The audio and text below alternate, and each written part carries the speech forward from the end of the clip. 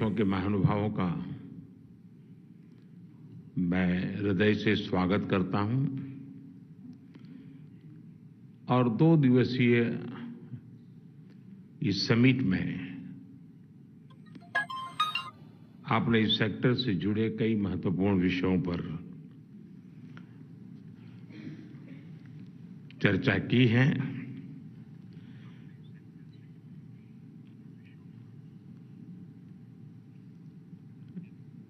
मैं मानता हूं कि एक प्रकार से यहां सिविल एविएशन सेक्टर के जो ब्राइटेस्ट माइंड्स हैं वो हमारे बीच में हैं। ये हम सभी के कमिटमेंट और एशिया पैसिफिक रीजन के पोटेंशियल दोनों का रिफ्लेक्शन है। इस संगठन को 80 साल की यात्रा पूरी हुई है और 80,000 पेड़ लगाने का, और वो भी मां के नाम पेड़ लगाने का एक बड़ा इनिशिएटिव हमारे मंत्री श्रीमान नायडू जी के मार्गदर्शन में और नेतृत्व में किया गया। लेकिन मैं एक और विषय की तरफ आपका ध्यान आकर्षित करना चाहूंगा। हमारे देश में व्यक्ति के जीवन में जब 80 साल होते हैं तो वो एक सेलिब्रेशन अलग प्रकार का होता है। और हमारे यहाँ ये हमारे पूर्वजों ने जो कुछ भी गिनती की है, उनका कहना है कि जब 80 साल होते हैं तो 1000 फुल मून देखने का उसे अवसर मिला होता है। मतलब कि हमारे सेक्टर की संगठन ने भी 1000 फुल मून के दर्शन किए हैं और एक प्रकार से उड़ान भर करके उसको निकट से देखने का भी अनुभव प्राप्त किया है। तो इस अर्थ में भी ये 80 साल की यात्रा एक यादगार यात्रा, सफल यात्रा, अभिनंदन की योग्य यात्रा है। साथियों, इस जो ग्रोथ हो रहा है, इसमें सिविल एविएशन का एक बहुत बड़ा रोल है। भारत की जो फास्टेस्ट ग्रोइंग इकोनॉमी बनी है, उन सभी सेक्टर में से एक हमारा एविएशन सेक्टर भी है। हम लोगों को, कल्चर को, प्रॉस्पेरिटी को कनेक्ट करने का एक काम इस क्षेत्र के माध्यम से कर रहे हैं। 4 बिलियन लोग, तेजी से बढ़ता मिडिल क्लास और उसके कारण बढ़ती हुई डिमांड,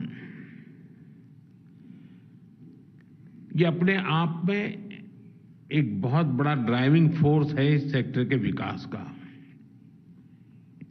इस रीजन में नेटवर्क ऑफ अपॉर्चुनिटीज क्रिएट करने के लिए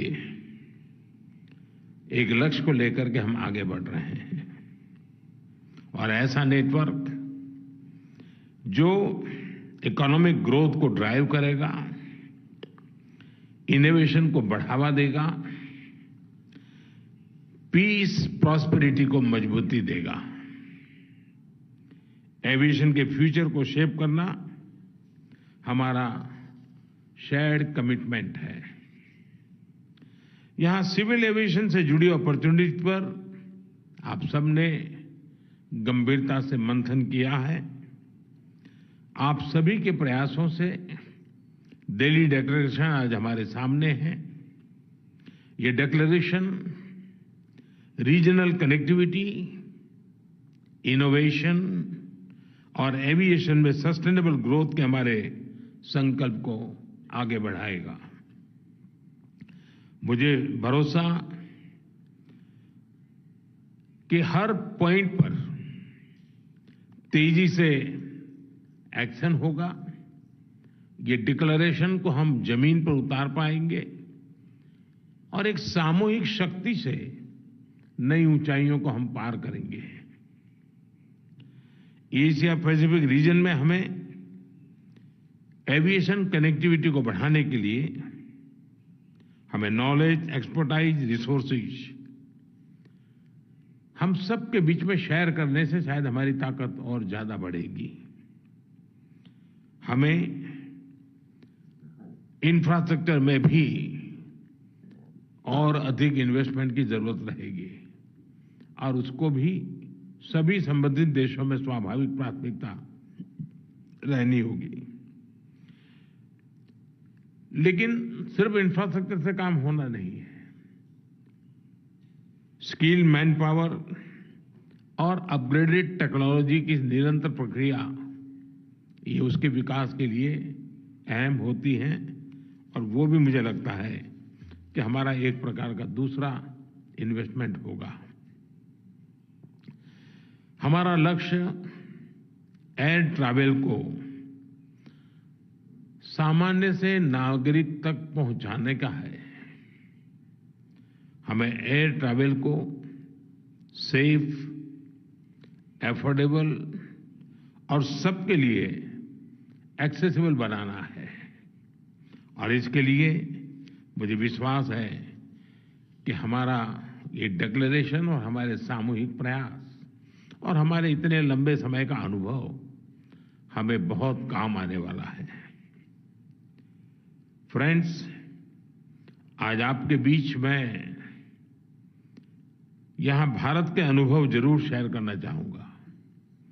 आज भारत दुनिया के टॉप सिविल एविएशन इकोसिस्टम में से एक मजबूत पिलर बना हुआ है। हमारे यहां सिविल एविएशन सेक्टर की ग्रोथ अभूतपूर्व है। सिर्फ एक दशक में भारत ने बहुत बड़ा ट्रांसफॉर्मेशन करके दिखाया है। इन वर्षों में भारत एविएशन एक्सक्लूसिव से एविएशन इंक्लूसिव के वाला देश बन गया है। क्योंकि एक समय था भारत में एयर ट्रैवल कुछ ही लोगों के लिए एक्सक्लूसिव था। कुछ बड़े शहरों में अच्छी एयर कनेक्टिविटी थी। कुछ बड़े लोग लगातार एयर ट्रैवल का फायदा उठाते थे। कमजोर और मध्यम वर्ग कभी कभार, कभी मजबूरी में कभी ट्रैवल करना पड़ा हुआ तो जाना हुआ होता है, लेकिन सामान्य उसके जीवन में नहीं था। लेकिन आज भारत में स्थितियां पूरी तरह बदल गई हैं। आज हमारे टियर 2 और टियर 3 सिटीज में भी वहां के नागरिक वहां से उड़ान भर रहे हैं। इसके लिए हमने अनेक इनिशिएटिव लिए हैं, नीतिगत परिवर्तन किए हैं, व्यवस्थाएं विकसित की हैं। मुझे विश्वास है आप भारत की उड़ान स्कीम को जरूर स्टडी करेंगे। रीजनल कनेक्टिविटी की शानदार स्कीम ने भारत में एविएशन को इंक्लूसिव बना दिया है। इस स्कीम ने एयर ट्रैवल को भारत के छोटे शहरों और लोअर मिडिल क्लास तक पहुंचा दिया है। इस स्कीम के तहत अभी तक 14 मिलियन पैसेंजर्स ट्रैवल कर चुके हैं। इनमें से लाखों लोग ऐसे हैं जिन्होंने पहली बार अंदर से हवाई जहाज को देखा है। उड़ान योजना से जो डिमांड क्रिएट हुई है उससे अनेक छोटे शहरों में नए एयरपोर्ट बने हैं, सैकड़ों नए रूट्स बने हैं। आप जानकर हैरान होंगे, और जैसा नायडू जी ने बताया, 10 साल में भारत में एयरपोर्ट्स की संख्या डबल हो गई है और भी काम पर हम बहुत तेजी से आगे बढ़ रहे हैं। एक तरफ हम छोटे शहरों में एयरपोर्ट्स बना रहे हैं, दूसरी तरफ बड़े शहरों के एयरपोर्ट्स को और आधुनिक बनाने की दिशा में हम तेजी से काम कर रहे हैं। भविष्य का भारत एयर कनेक्टिविटी के मामले में दुनिया के सबसे कनेक्टेड रीजन में से एक होने वाला है। इसका एहसास हमारी एयरलाइंस को भी है। यही कारण है कि भारत के एयरलाइंस ने 1200 से ज्यादा नए एयरक्राफ्ट के ऑर्डर दिए हैं। सिविल एविएशन की ग्रोथ प्लेन्स और एयरपोर्ट्स तक सीमित नहीं है। भारत में एविएशन सेक्टर जॉब क्रिएशन को भी गति दे रहा है। Skilled pilots, crew members, engineers, ऐसी अनेक जॉब्स क्रिएट हो रही हैं। Maintenance, repair and overhaul MRO services को बल, उस दिशा में भी हम एक के बाद एक निर्णय करके आगे बढ़ रहे हैं। इससे हाई स्किल जॉब्स का निर्माण हो रहा है। इस दशक के अंत तक लीडिंग एविएशन हब बनने का लक्ष्य लेकर के भारत आगे बढ़ रहा है। जहां $4 बिलियन के सिर्फ एमआरओ इंडस्ट्री होगी, इसके लिए हमने एमआरओ पॉलिसीज भी बनाई हैं। टियर 2, टियर 3 शहरों में एयर कनेक्टिविटी से भारत के सैकड़ों नए शहर ग्रोथ के नए सेंटर बनेंगे। आप सभी वर्टिपोर्ट जैसे इनोवेशन से भी परिचित हैं। ये एयर ट्रांसपोर्ट का एक ऐसा मॉडल है जो शहरों में ईज ऑफ ट्रैवल को बढ़ाने लगा है। हम भारत को एडवांस एयर मोबिलिटी के लिए भी तैयार कर रहे हैं। वो दिन दूर नहीं जब एयर टैक्सी में सफर एक सच्चाई बन जाएगी और सामान्य बन जाने की संभावना भी है। विमेन लेड डेवलपमेंट, ये हमारा कमिटमेंट है। और आपने देखा होगा G20 समिट में एक महत्वपूर्ण जो निर्णय किए उसमें एक विमेन लेड डेवलपमेंट को लेकर के किया है। हमारा aviation sector women lead development के हमारे इस मिशन को बहुत मदद कर रहा है।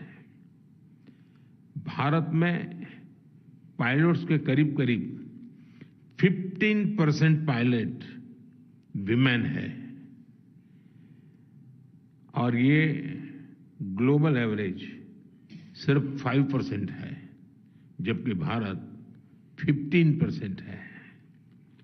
भारत ने इस सेक्टर को और विमेन फ्रेंडली बनाने के लिए जरूरी एडवाइजरीज भी लागू की हैं। इसमें महिलाओं के लिए रिटर्न टू वर्क पॉलिसीज भी हैं। महिलाओं के लिए विशेष लीडरशिप और मेंटरशिप प्रोग्राम्स को भी हमने बल दिया है। भारत ने ग्रामीण क्षेत्र में, खास करके एग्रीकल्चर सेक्टर में, ड्रोन का बहुत बड़ा एम्बिशियस एक प्रोजेक्ट चलाया है। हमने गांव-गांव ड्रोन दीदी अभियान से ट्रेन ड्रोन पायलट्स का एक पूल तैयार किया है। भारत के एविएशन सेक्टर का एक नया और यूनिक फीचर है डीजी यात्रा इनिशिएटिव। ये स्मूथ और सीमलेस एयर ट्रैवल का डिजिटल सॉल्यूशन है। इसमें फेशियल रिकॉग्निशन टेक्नोलॉजी के यूज से एयरपोर्ट पर अलग अलग चेक पॉइंट से पैसेंजर को मुक्ति मिलती है, उसका समय बचता है। डीजी यात्रा एफिशिएंट और कन्वीनियंट तो है ही, इसमें फ्यूचर ऑफ ट्रैवल की भी झलक है। हमारे रीजन में समृद्ध इतिहास, परंपरा और विविधताएं, क्योंकि हजारों साल पुरानी सांस्कृतिक विरासत के हम धनी हैं, महान परंपराओं के हम धनी हैं। हमारे कल्चर और ट्रेडिशंस हजारों साल पुराने हैं। दुनिया ऐसी वजहों से हम सभी देशों के प्रति आकर्षित होती है। हमें एक दूसरे के टूरिज्म को बढ़ाने में भी मदद करनी चाहिए। कितने ही देशों में भगवान बुद्ध की पूजा होती है। भारत ने एक बुद्धिस्ट सर्किट डेवलप किया है। कुशीनगर में एक इंटरनेशनल एयरपोर्ट भी बनाया है। अगर हम पूरे एशिया में भगवान बुद्ध से जुड़े तीर्थों का, उसे एक साथ जोड़ने का अगर अभियान लेते हैं, तो एविएशन सेक्टर को भी और उससे जुड़े हुए कई देशों को भी और सामान्य रूप से यात्रियों के लिए एक विन विन सिचुएशन वाला हम मॉडल क्रिएट कर सकते हैं, और हमने उस दिशा में भी प्रयास करना चाहिए। और इस प्रकार के यात्रियों को एक देश से दूसरे देश में ले जाने के लिए एक ही प्रकार के कॉम्प्रिहेंसिव मॉडल को हम अगर डेवलप करते हैं, तो ऐसे संबंधित सभी देशों को विशेष लाभ मिलने की गारंटी है। अगर हम एक इंटरनेशनल बुद्धिस्ट सर्किट बनाएं, तो इससे संबंधित सभी देशों के यात्रियों और सभी देशों की इकोनॉमी को बहुत बड़ा फायदा होगा।